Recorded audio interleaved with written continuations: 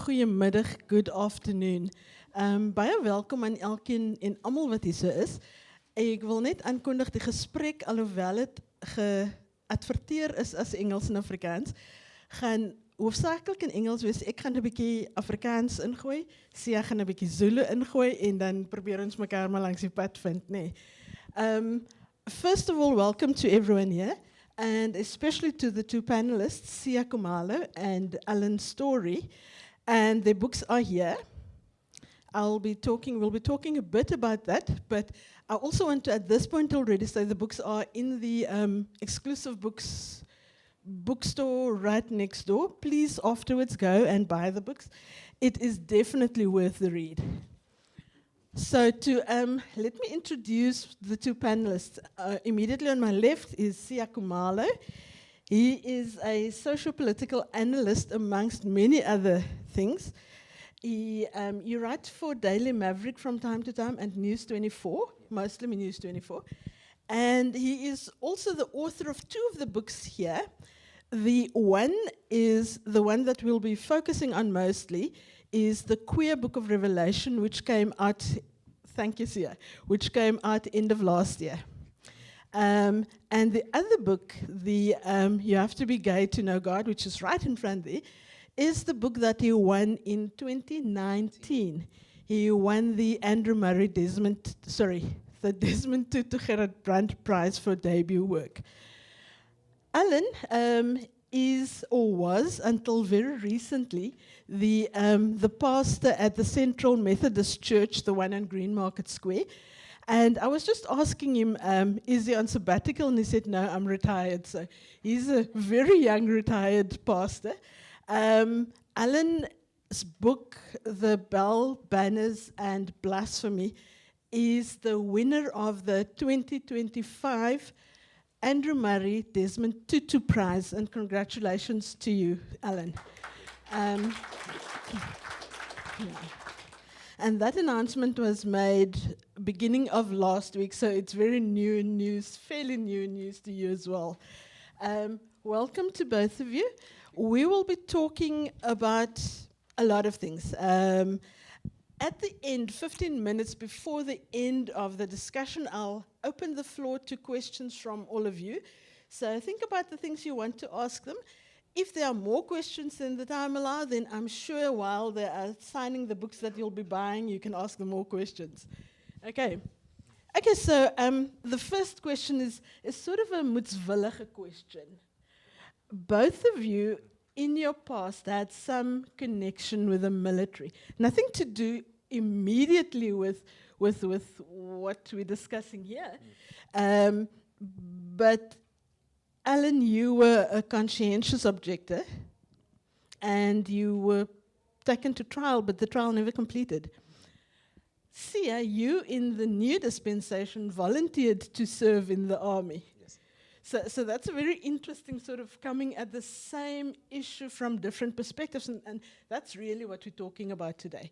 So my first question is, what did you say to each other about your choice in that specific instance, or about that specific issue?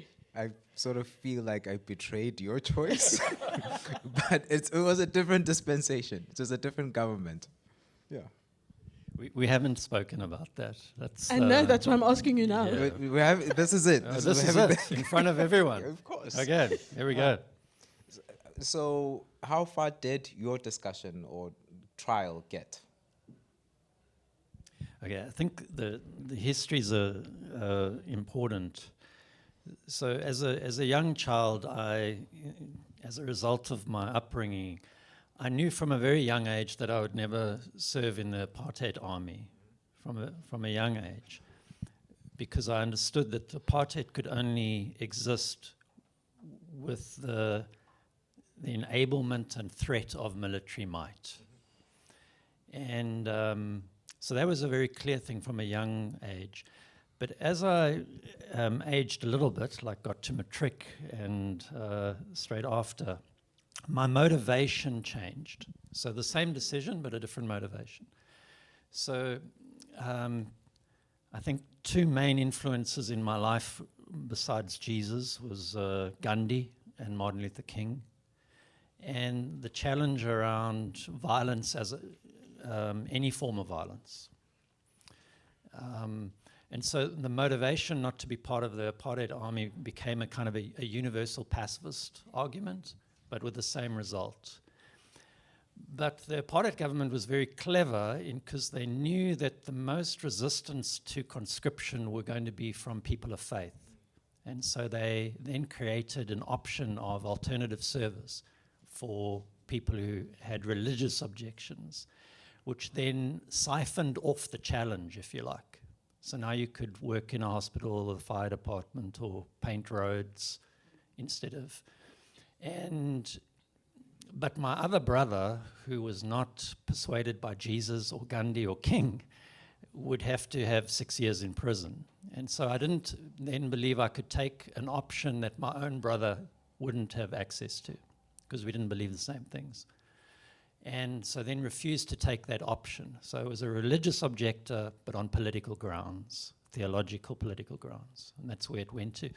And I was very fortunate. I mean, we have a tremendous history of courageous South Africans who refused to fight. Some of the earliest went into solitary confinement for long periods of time, and then some 6 years imprisonment. And so I was fortunate in my case that by the time I came along, it was around transition, and we went to court twice, and finally they dropped the charges. And that was the basis of many people's stands in the past. So I'm grateful.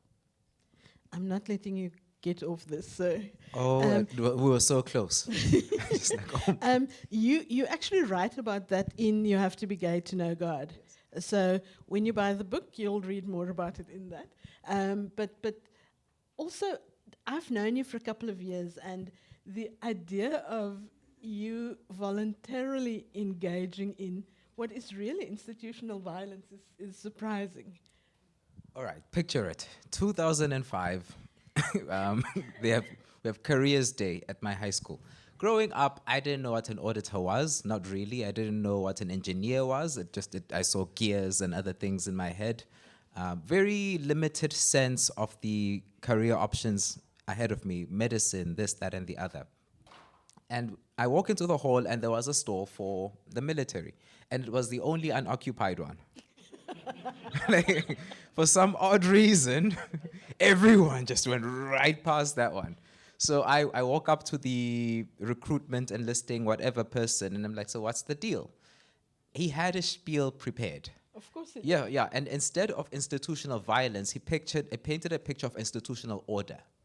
This idea that you get to serve your country, you get to, and there are potential career paths down the line. If you want to become an engineer, if you want to become a doctor or a dentist, you can study on state funds. But these are all of the things that the new dispensation does, nation building. So this idea that the military is, I don't want to say the military arm, but the backbone of the project we're on now as a country, back when we believed that we had a wonderful future as a rainbow nation, which we still do. We still have. But he really sold it. And he was cute. But he really sold it. I thought that might have been. And I believed it. I absolutely believed it. And I signed up. I went to the military. We did the basic training again. I never thought of it in terms of, because I went to the military health services. Okay. So I didn't think of it in terms of we will be instigating or perpetrating the violence. We will be defending our country, our sovereignty, our constitution, all of it. It was all running in my head. Then the political commentator in me came to life when I was inside the military. I'm watching the office politics in it, and I'm also listening to politics in the news, and I'm like, oh my God, it's the same thing. The factionalism, the state capture, everything you're hearing about in the news, I was seeing little pieces of it play out at a small scale, where it's just a silly example. On the days that budgets were paid out, there'd be a lot more food at the mess. We always had enough food, but there'd be a lot more food. It would be a lot better. When the general was coming around to see what was happening, it would be a lot better. So you start to see how people protect their positions, create impressions, and you see how the same thing plays out at a public scale, especially around the time of the 2007 public servant strike. I started, I mean, that's where a lot of the book starts to really analyze South African politics. Yeah. Okay, thanks. Alan, next question is for you. We use words like faith and spirituality as if it is the same thing, as if it is interchangeable. But is it? You get that question because you're the pastor. Really? Well, let me say something about that word that you've just called me, a pastor. Because it's interesting. Words. I mean, you're asking about words of faith, spirituality, and you've called me a pastor.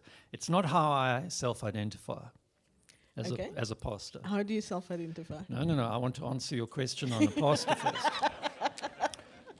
So, pastoral would have come from the image of a shepherd. A shepherd is a pastor of the sheep. So how is it that clergy people are now called pastors? When Scripture, they're very clear on who the pastor is. The pastor is the shepherd, and who's the shepherd? The shepherd is the king. Patriarchal system of power. The shepherd is the king. So you have good shepherds and bad shepherds. The good shepherds feed the sheep. The bad shepherds feed on the sheep. So Jesus comes along and is a good shepherd, going to feed the sheep. Tells Peter, feed the sheep. Don't feed on the sheep.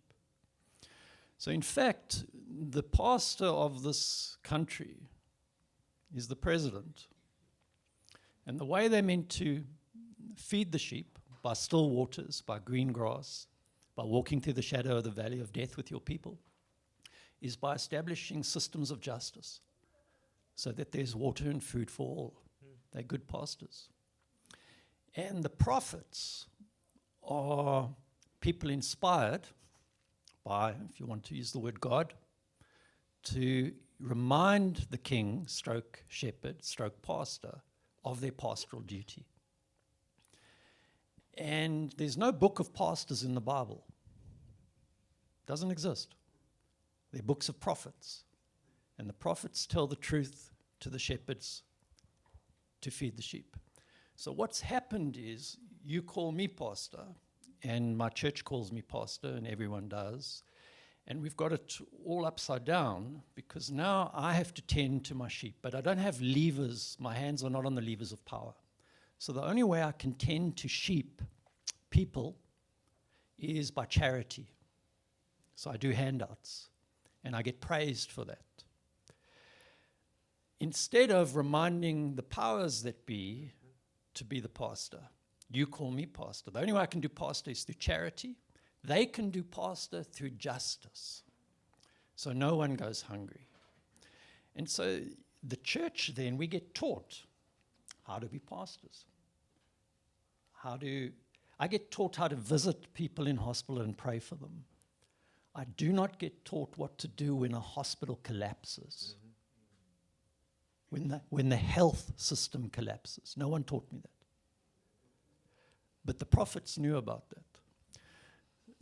So now let me move, because words are crucial. Words have now stereotyped the role for me. And one of the Latin American archbishops years ago said, when I give bread to the poor, they call me a saint. Mm-hmm. But when I ask, why do the poor not have bread? They call me a communist. And so that's our role. So I think the church at large has been domesticated. Mm-hmm. We've taken on the role of pastor when we should take on the role of prophet and remind the people in power to be the pastors. And faith and spirituality, I wouldn't have a clue. Really, the words mean, in my experience, anything to anybody. So I can just interpret it how I would. It's about living life. Everything about what I believe in faith or spirituality, if it's not in this life and about how to live this life, it's outside of my sphere of interest or concern. It's all about, so if I ask you, what is your spirituality? Just tell me about how you live life. How do you breathe? How do you share? How good are you with the truth? Most people are very bad at it. I struggle too. Yeah. But that leads me on to the next question, which is, you were talking about reminding the government, the pastor, capital P, of how to do justice. We saw earlier this year how Bishop Marion Buddha spoke truth to power when after President Trump's inauguration. We've seen the late Pope Francis do the same thing, same person also, as it happens. Archbishop Tutu used to do that. A lot of the faith leaders used to do the same thing. That is all in the context of church. Now, both of you have written books that yours sort of reflects on your time in the church, but it goes a bit further, I think. Yours, in some vital respects, are sort of a criticism of organized religion, of a lot of things. Do you feel that through your work, through your written work, through your creative work, whether it's fiction or non-fiction, that you are speaking truth to power? And what truth is it that you're speaking? And who are the powers that you are speaking to? So it's 3 questions. Do you feel that you are speaking truth to power through your work? What is the truth? And you can answer that anyway. And who are the powers that you speak truth to? And if you don't want to answer all 3, then that's fine. The question is to both of you, but Sia, I'd like for you to start. No pressure. No pressure. And you can answer in any. All right. So what I've seen, the response I've seen to my own work is that a lot more people engage the political analysis from the articles that I put out, maybe on News 24 or whatever the case is. And when they read a book like You Have to Be Gay to Know God, 90% of the feedback I get is about how people see their journey in my journey. So the book has an autobiographical part where I describe how I arrived at the worldview I arrived at. So being in the military is when I started becoming conscious of or aware of the ways. I mean, a simple example, during the public servant strike of 2007, who remembers that, by the way? No one. All right, so during the public service strike of 2007, the military was deployed to public hospitals where the staff had down tools. And at the time, I thought, I'm going to be a doctor one day. I applied and everything. And then what happened, what I saw there were a lot of patients, especially infants, dying of, the people who die in our public hospitals are not dying of anything particularly rare or complex. They are dying of simple things caused by systemic dysfunction and malfunction. So I asked myself, why is instead of where are all the doctors coming from who are going to save all of these people, I started asking myself, why is the system letting so many people fall through? So You Have to Be Gay to Know God looks at how I grew up, realized I was gay, wrestled with my own sexuality and my faith and spirituality, however you define those things, and then took that wrestling into my becoming aware of the kind of country I live in. And then a lot of people follow that thread up to there. Very few follow through to the analyses I then make about this is the way South Africa is, this is the way we engage with power, mostly from a very patriarchal point of view. President Jacob Zuma did not vote himself into office. The people of this country looked at him. They looked at the way he treats women. They looked at the way he speaks about members of the LGBTI community, and they said, that is my leader. And then so I asked myself, what is it about us, and what did I internalize that finds itself in that? And then the last part of You Have to Be Gay to Know God is I then ask myself, okay, when we read scripture, is it possible that we're overlooking the ways contextually that the political system of the time was similar to the political system of this time? And one of the ways, you're talking about truth, and you do as well, and this is, I feel, I love the way you refer to the prophets, because one of the things that the church has been complicit in, the church is such a broad term, like who am I speaking of? the church has turned reading the Bible into a very devotional exercise. So you sit with your Bible, the Lord is my shepherd, I shall not want. That's how we read it. Yeah. We never think of it in terms of as a tool for critiquing power. Because God forbid, you now be given a tool for critiquing power. So governments have very subtly embraced the church and made the church the domestication that you speak of. So people think of religion, especially Christianity, as something that's supposed to make you more manageable, more governable to the state, when it's actually supposed to do the exact opposite. There's a theologian named Gregory Andrew Boyd. He speaks about shifting from a piety of resignation to a piety of revolt. So I've tried to infuse some of that into my own socio-political analysis, where I say to myself, our worldview, if you believe there is a God, I believe there is one. And if you believe that the source of truth and the way you measure truth in the world is by saying it all began with God, I mean, one of the things that gets out of the way is people deserve to be recognized for their labor. Immediately, your whole idea about labor relations comes from the world was created. Therefore, you can't look at any creation and ignore whoever made it in the value chain of that. So for me, that's the first thing that believing that there is a creator establishes for me. So slavery is out of the picture. That is the first ground on which we fight it. In the beginning, God worked. Therefore, workers must be recognized. That's how it flows for me. But I feel like a lot of us have lost that way of using our worldview, and it's why a lot of institutions have a vested interest in filing down the sharper edges of our worldview, because then once you start thinking in terms of the responsibilities we have towards one another, then you will find your own prophetic voice. I mean, Pentecost, I believe, is when everybody the responsibility of prophecy was very democratically distributed to everyone, which is why, again, institutions of power have a vested interest in managing the way we deal with our sacred texts. Yeah. Thanks. Alan? Sure.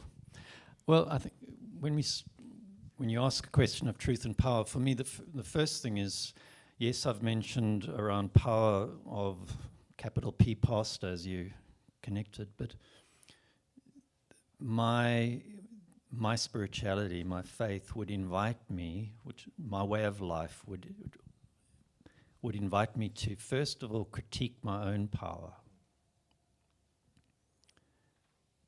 which is enormous, and part of an institution that carries Christendom power, empire, colonialism, you name it. So there's a huge responsibility. If I speak personally, there's a huge responsibility on me to be part of an institution that imbues such power that has been misused throughout history in oppressive ways, and remnants have been used to bring liberation and healing. And the first invitation is to critique my own position in that institution and my own power.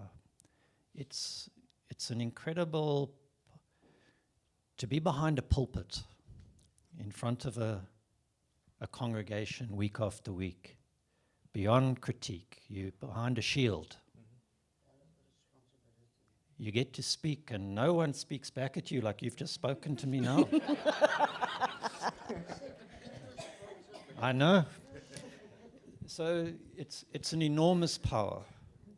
So that invitation of what does it mean? And then how is it? So if my tradition is about someone who, when a woman who was bleeding touched him, power left him. So how is it that the focus of my tradition is about a person who lets power leave him to bring healing? That we've established such a structure of power around him and a hierarchy. Why is the church not the flattest institution in the world? Why does it imitate empire? Okay. So there's an enormous responsibility on us embodying our own tradition. So when you say do I wish to speak truth to power, the first truth to the power is myself, to recognize my own power. And there are many layers of that. And then to be part of an institution. I mean, what more power of an institution that sadly has a misunderstanding, that has the power to say you go up or you go down when you die. I mean, that is power. I believe it's nonsense, but not everyone does believe it's nonsense. So it still has power, and how that is manipulated terribly for people's lives. The trauma that results in. Did they say the right words before they die? So that is trauma that this institution has caused. So that would be the first thing. And then there's economic power. So it's not just who also has a role around justice and the systems. So we've spoken a little bit about labor. What women get paid, what men get paid, etc. These are all things. And my analysis is that all of these divisions and injustices throughout history, they need the military to, they have to have military might to survive. You can't oppress a majority. A minority cannot oppress a majority without military power. But bullets are expensive. So if you can develop a story that will get people to oppress others believing that they're doing good, and get the oppressed to believe that they actually shouldn't be free, you save bullets. So a woman, after receiving indoctrination from the church, no longer asks the question, how can I be free? She asks the question, how can I be a good woman? And now you never have to use a bullet to control women, because they're aspiring to the position of oppression as a result of the narrative. And so as religion, and specifically the one that I'm a part of, there's a huge responsibility to speak truth within that and own that. And so lastly, I would just say that I think the greatest gift the church could give the world today is to confess our sin. To confess to stop worrying about the rest of the world's sin, but to confess our own sin and the abuse of our power. And that's not going to happen anytime soon. Well, let's not. Yeah, let's not. Okay, but while I have you, Alan, the Yellow Banner campaign, speak to us a little bit about that. That's what your book is about, and that's also sort of bringing forth a lot of messages about social justice, about speaking truth to power, in effect. So do you want to?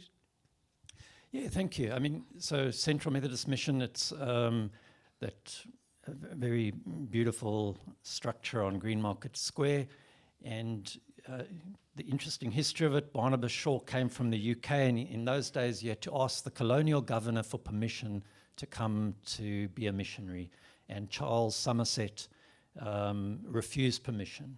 So he came in any case and had a one-on-one visit to then ask permission to be a missionary, and he said, I thought I told you, you did not have permission. Why are you here? I don't give you permission. And Barnabas Shaw that night wrote in his journal, that's the last time I ever ask a mere mortal for permission to proclaim the word of God. That's the big story. So Methodism actually came to this country through civil disobedience to the colonial powers. And that church on Green Market Square was a free church, meaning open to all. One of the reasons why the colonial powers didn't want Methodists here was because by then Methodists in the UK were part of the abolition movement, anti-slavery. So it was a free church, enslaved and free. And then under apartheid became segregated. And it has this very big steeple, and with the secrecy campaign, or what was it called, the secrecy bill, my experience was that the prophets of our day, number one, are journalists in this country. I just want to bow to journalists and their courage. They're doing the prophetic work. And then civil society organizations that certainly do the work that I think the church should be doing. And fortunately, I had people that I knew in these organizations who held my feet to the fire, saying, but what are you doing? And that's how the yellow banners came about of, well, what do we have? We have a small, fairly poor community, struggle with funding, but what could we do? We've got a big steeple. So we'll hang things on the steeple. And we chose different social issues. And I guess in the period, what we noticed, the tragedy of this, the tragedy that we've been living through, is how quickly we can become what we hate. So how quickly we can become what we hate. And Tutu's passport was taken away by P.W. Botha.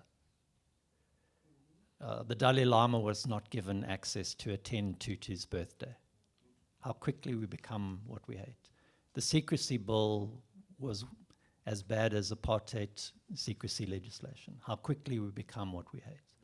And then some things don't change.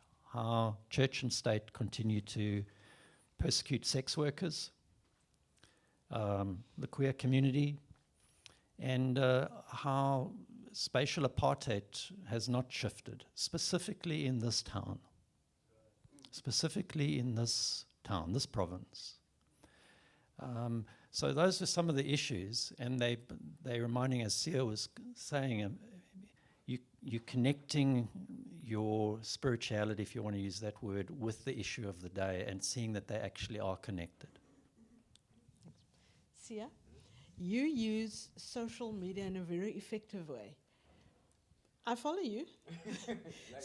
Yeah. So my question to you is, in a environment where social media updates, be it Facebook, be it Instagram, whatever, is often devoid of nuance, and where the responses to the posts are often very harsh and without consideration of the feelings of the recipient of that response.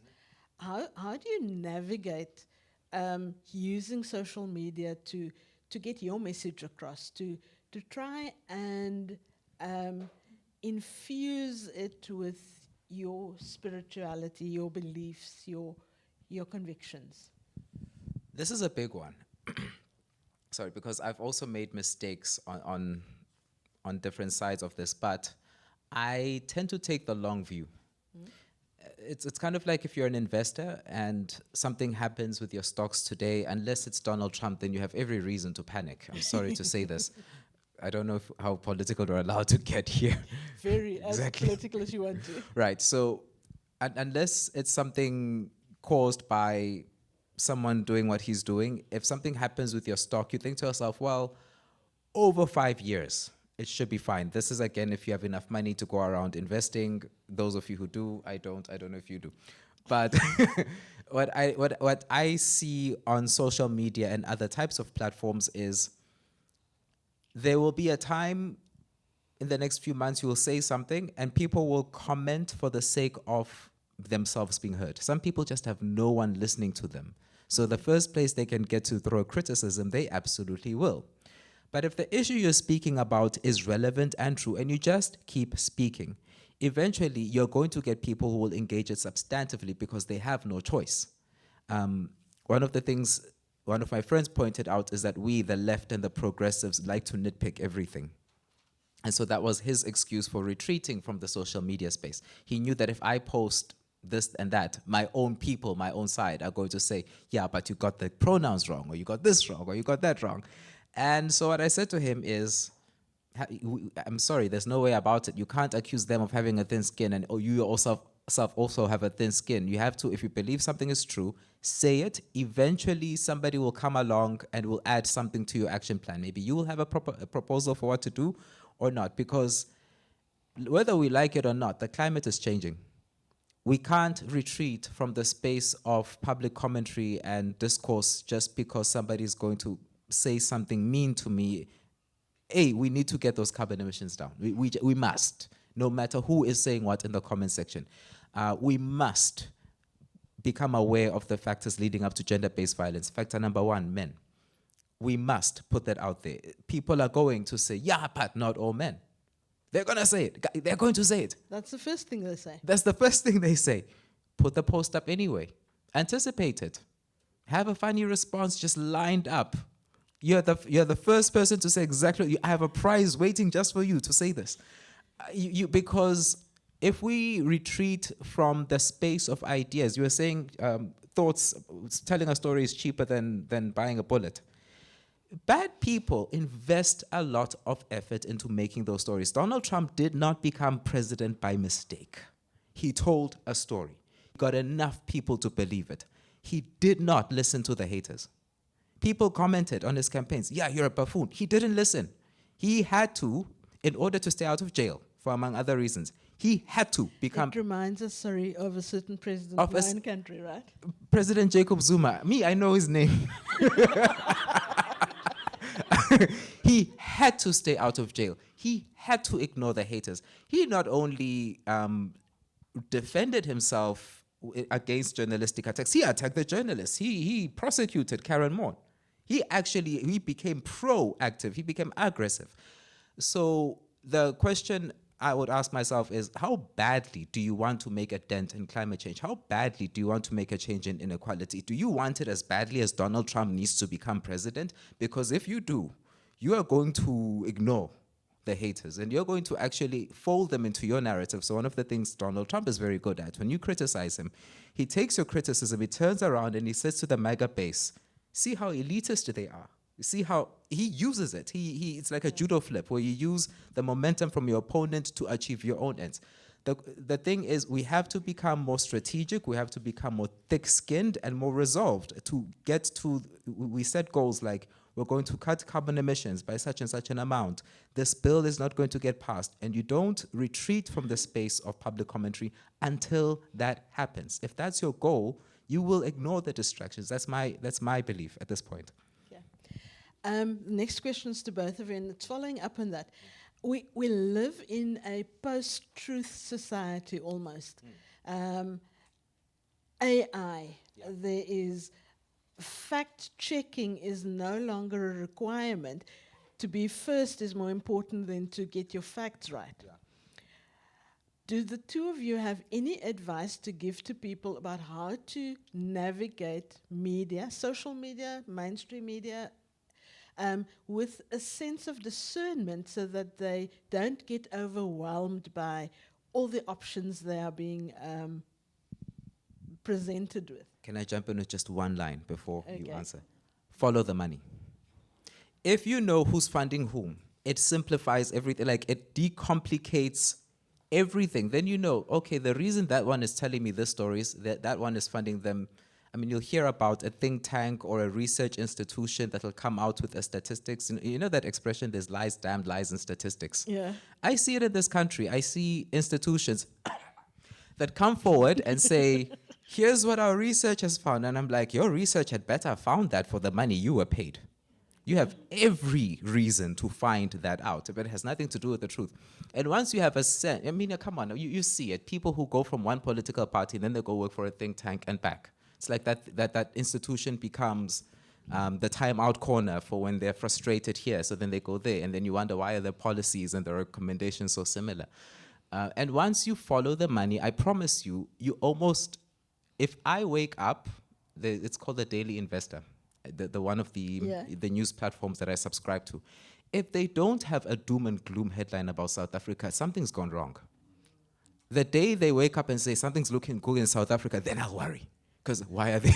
It's their job to tell a horrible story about this country, a lot of which, again, is based on fact, but a lot of which is based on the way they're funded, I think. You can either respond to him or just answer the question or go a different way. No, well, I mean, isn't it? It's a challenge. It really, I think that is it's a profound question of, what is the truth? It's been asked over history, hasn't it? The question, what is the truth?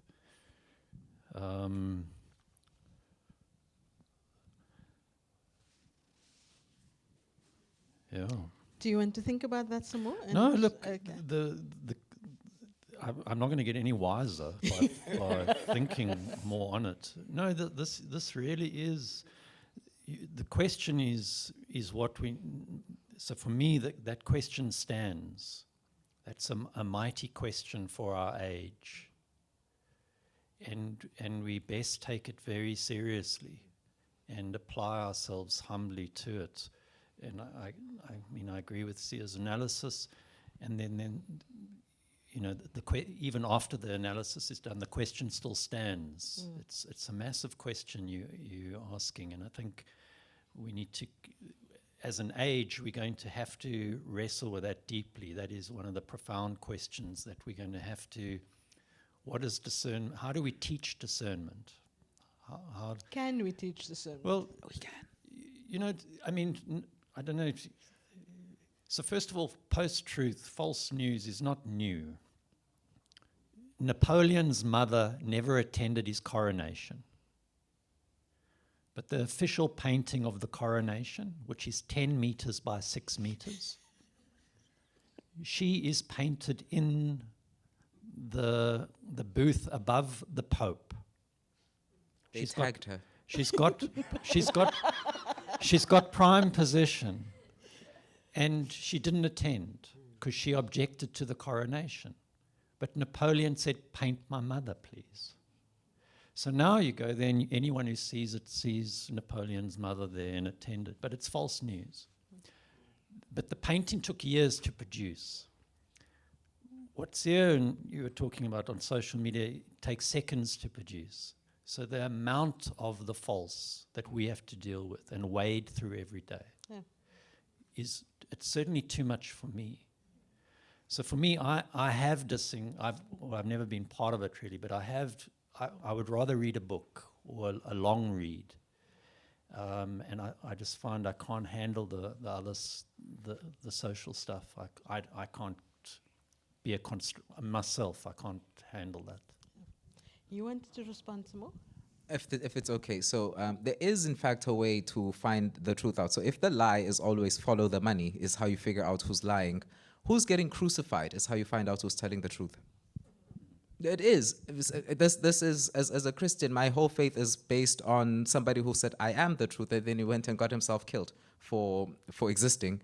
And so whoever empire wants to put in the wrong and then slander and then just make up a whole story about is whoever's got the best critique for the kind of society you live in. And so just follow the money to see who's lying and follow the oppression to see who's got the real story, which is why sex workers in the church, when Jesus he was always surrounded by sex workers. We don't really see them in churches. And I often say to myself, well, if you want the best critique of your society, ask your sex workers.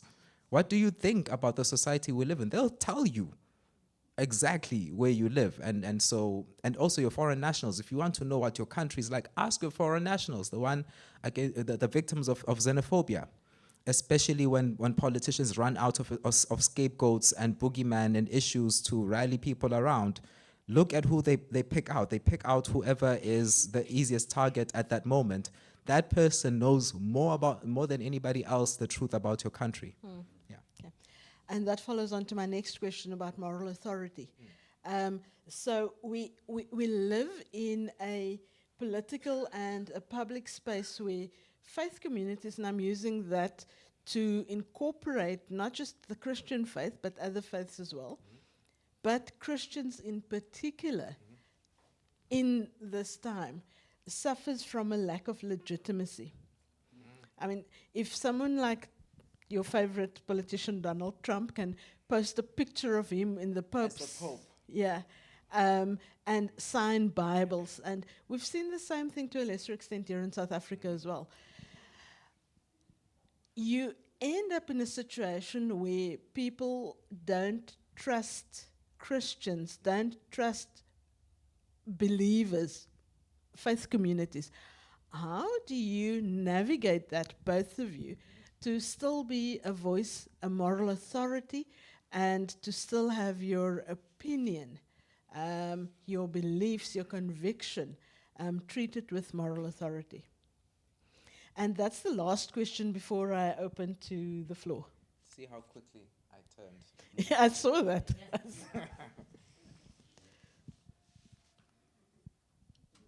Well, I mean, I think again,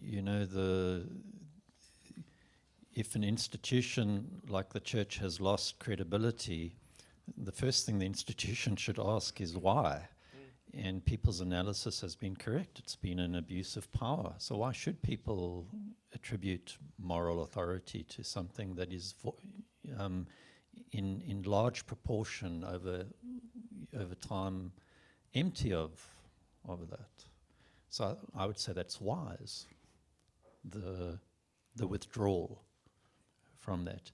And then the challenge is always, again, the personal and political. How do we cultivate a life and relationships, and then a community and a world that does have integrity, and that truth does stand for something, and justice does care for the most vulnerable, prioritize the most vulnerable of society, and that's our work. I don't think it changes. That's just our work of living life. I want to live in a country. I don't want to live in a country with such inequality. We can debate all the history and everything, and who owns land, all of that. But fundamentally, today, on this day, it grieves me to live in a country where not everyone has a piece of land. And some people have too much. It grieves me. And I don't want to live in that country. I want to live in a country of plenty for all, instead of too much for some and too little for others. And whatever authority that has, I'm not sure, but I want to give myself my energy, my resources, to try and enable a little bit of that country to come to fruition, so that when I leave this place, there'll be a little bit more justice. And that's all I can hope for. You're allowed to clap. What I'm hearing in his answer is, if you do what you're saying, then what you're saying is being backed up by actions. It's being backed up by a position or a posture in relation to questions of justice, and I think that's what people see louder than your words. Is the thing you stand for, the thing you take risks for. There is nowhere else to get authority. And it's so tempting in this age of social media, because they tell you can boost posts, you can buy bots, you can do this, that, and the other, post a vlog. And when you start to curate your message at that level, it takes away the time and the energy you need to go and do something that reflects what you're talking about. Because I think real moral authority for the audiences that really want to hear the truth comes from them seeing you doing, rather than just like speaking. So yeah. Okay, so before I open to the floor, Alan, I've asked you earlier to read at the back of his book, The Bell, Banners and Blasphemy, there is a benediction of disturbance. So if you could read that. I'm not sure whether you'll be able to. The light is...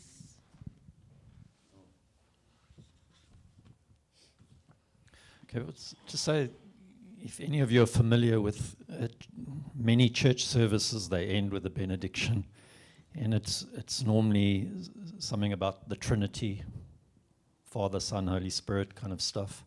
And so instead of using that language, we used this. We'd end each service with these words instead of the traditional. May God bless us with discomfort at easy answers, half-truths and superficial relationships, so that we may live from deep within our hearts. May God bless us with anger at injustice, oppression, and exploitation of people, so that we may work for justice, freedom, and peace. May God bless us with tears to shed for those who suffer from pain, rejection, starvation, and war, so that we may reach out our hand to comfort them and turn their pain to joy. And may God bless us with enough foolishness to believe that we can actually make a difference in this world, so that we can do what others claim cannot be done, to bring justice and kindness to all our children and the poor. In God's great grace we say amen. So be it. Sure. Thank you. Any questions from the floor? Not all at once. And I always believe the only stupid question is the unasked question. So whatever it is you want to know, if you don't have any questions, that's also fine. Theo, do you have a mic? Thanks. There's a mic coming to you. Thank you. First of all, let me say thank you to this presentation, which was very, very good. I've come to all the shows, most of them, I think 90% of them, this year, and I have been very impressed with the standard of the people that have been presented. There's a high, high level of normal people, like me and Santa. And I've thoroughly enjoyed it. The only one thing that I found missing in almost each and every one of them is that in the search of, so here we are, what can we do now and tomorrow? Not what history told us about Marxism and, you know, communism and all these educated phrases. They're not going to help people like me. People like me want to hear nice, simple explanations that I can accept as a normal. So my question is not only to you two gentlemen, but to all the presenters. Can us at the end of each presentation take a second and say, okay, this is what you and I can do from today and tomorrow. Well, that's it.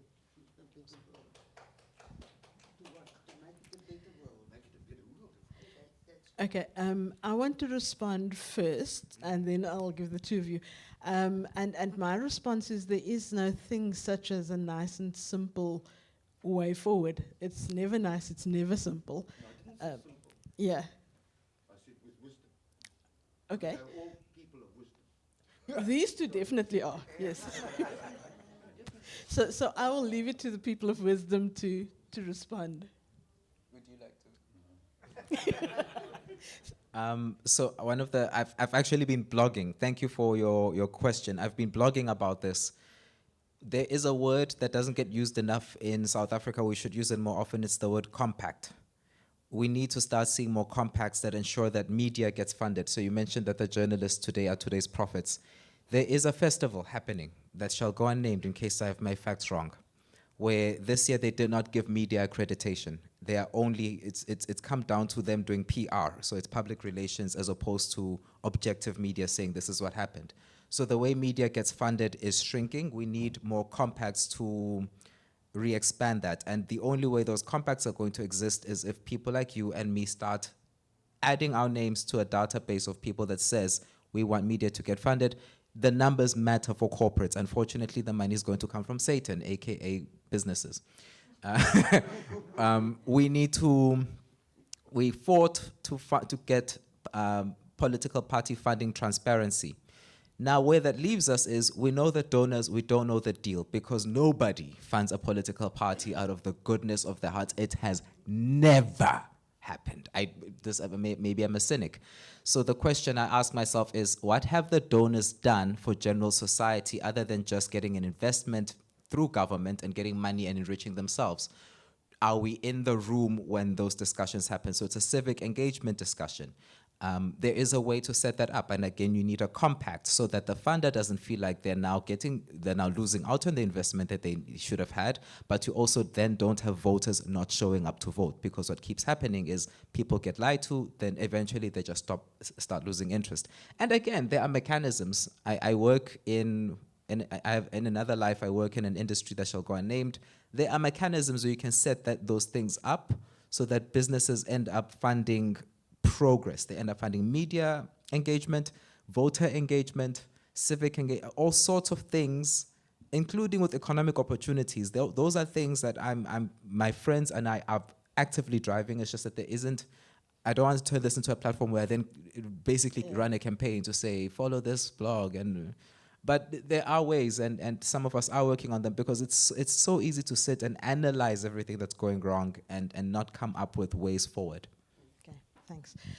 There was a hand at the back there, die man met die pet, 3 rye van jou af there. And and while he's getting the mic, I just want to say Uncle Cyril uses the word compact all the time. He does, but he's the wrong person to be using it. Look at his bank balance. Look at his couch and the money in it. Because when it's time for them to identify a beneficiary, the qualifications for being for an example, a Black economic empowerment beneficiary is you need to be Black. And I'm sorry if you're a fan of Cyril, he qualifies, so he puts his hand up and then he becomes the beneficiary. And then we all wonder how come all that wealth is concentrated in one pair of hands. It's because the rest of us are not in the room. We can fix that. Okay. The compact needs to be re-engineered. Okay. Yeah. Sir? Thank you so much. Oh, sorry. I just want to speak to Alan because I've spent a long time in the Methodist Church as part of my mission.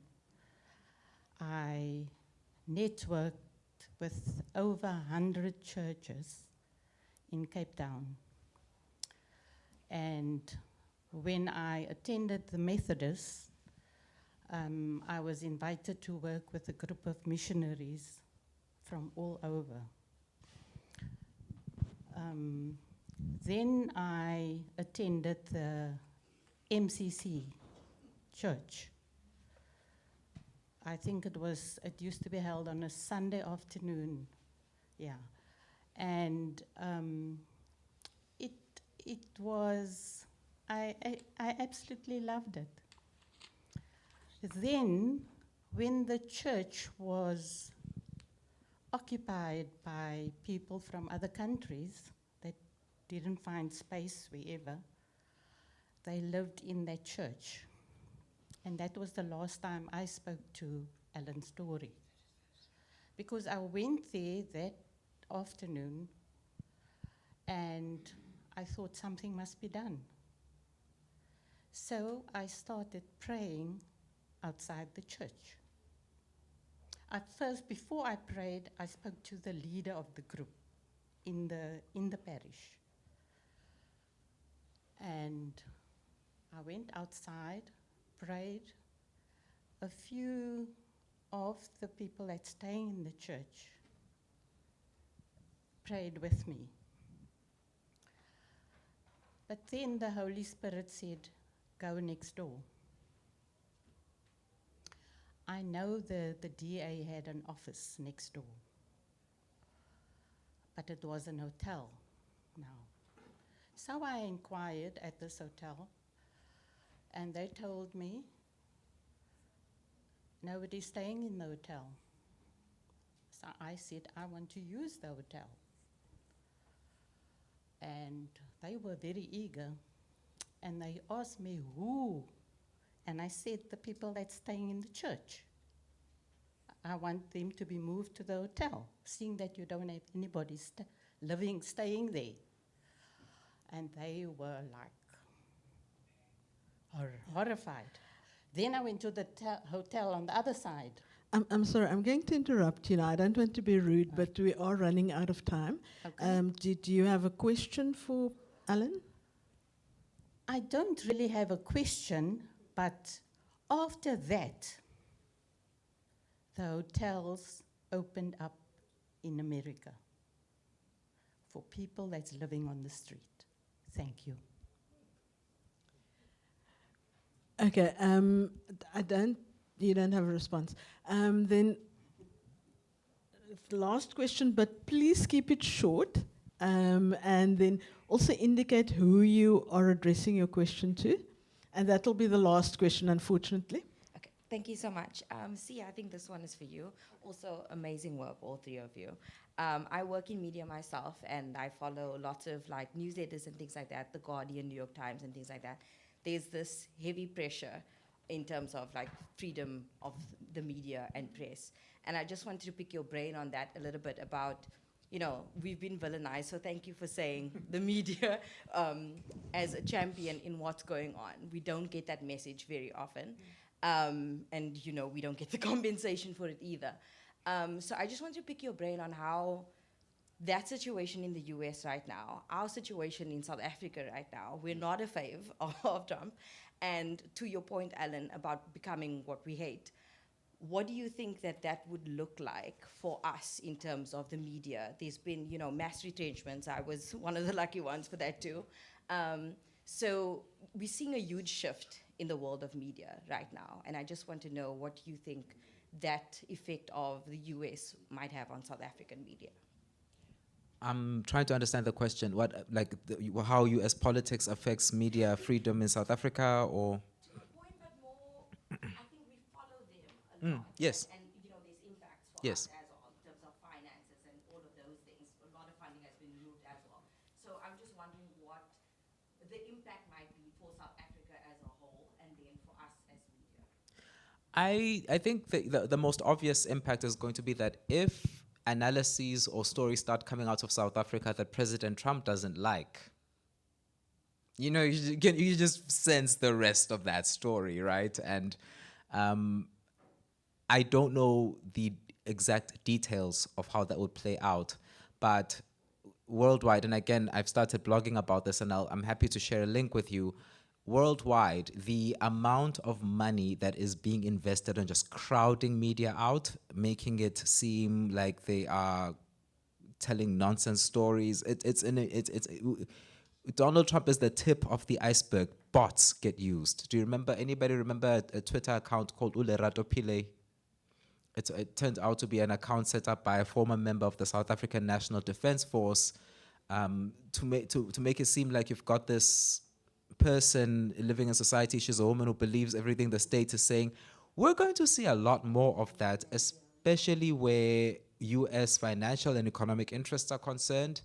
So we are going to have one heck of a fighting for media to get more funding.